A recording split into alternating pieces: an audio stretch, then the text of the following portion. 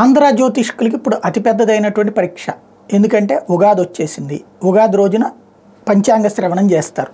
పంచాంగ శ్రవణం దేశం గురించి రాష్ట్రం గురించితో పాటుగా మరి ఆయా పార్టీ ఎవరు పిలుస్తారో వాళ్ళే గెలుస్తారు అని చెప్తారు.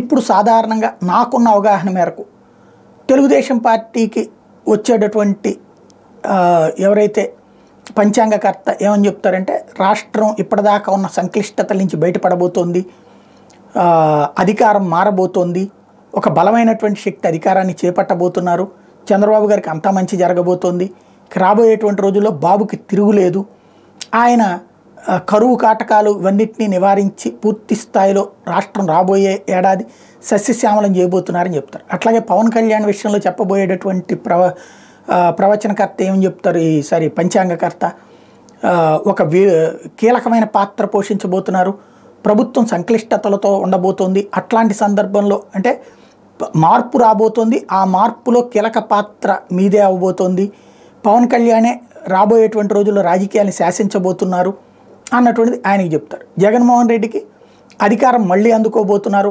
ప్రజాదరణతో మళ్ళీ అధికారాన్ని అందుకోబోతున్నారని చెప్తారని నేను అనుకుంటున్నాను. ఎందుకంటే ఇదివరకటి రోజుల్లో వాస్తవాన్ని తెలిసినప్పుడు కొంచెం డౌన్ ప్లే చేస్తూ, అంటే మనకి జాతకం చెప్పే వాళ్ళకి మనకి రేపు పొద్దున కష్టం రాబోతుంది, ఆరోగ్య సమస్య అంటే కనుక ఆ మొక్క డైరెక్ట్గా చెప్తే మనం హర్ట్ అవుతామని మీ అంతా బాగుంది మీకు అని చెప్తూ కొంచెం ఇబ్బంది లేకుండా, ఆరోగ్యానికి ఇబ్బంది లేకుండా మందులు అవన్నీ ఎప్పటికప్పుడు వాడుతూ ఉండండి, ఎప్పటికప్పుడు చెకప్లు చేయించుకోండి అని చెప్పేవాళ్ళు.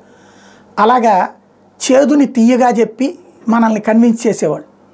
అట్లా కాకుండా ఇప్పుడు రూటు మారిపోయింది. పూర్తిగా తాము ఎవరి దగ్గర నుంచి తీసుకుంటున్నారో డబ్బులు వాళ్ళకు అనుకూలంగానే చెప్పడం ప్రారంభం అయిపోయింది ఆల్రెడీ. క్రిందసారి కేసీఆర్కి చెప్పలా నువ్వే సీఎం మళ్ళీ అని, అట్లాగే రేవంత్కి చెప్పలా. కాబట్టి ఇద్దరిలో ఎవరిది నిజమైంది ఫైనల్గా? ఈ దఫా ఇట్లా చెప్తారా లేకపోతే నిజాయితీగా మాట్లాడతారా ప్రవచనకర్తలు? ఒకసారి చూద్దాం.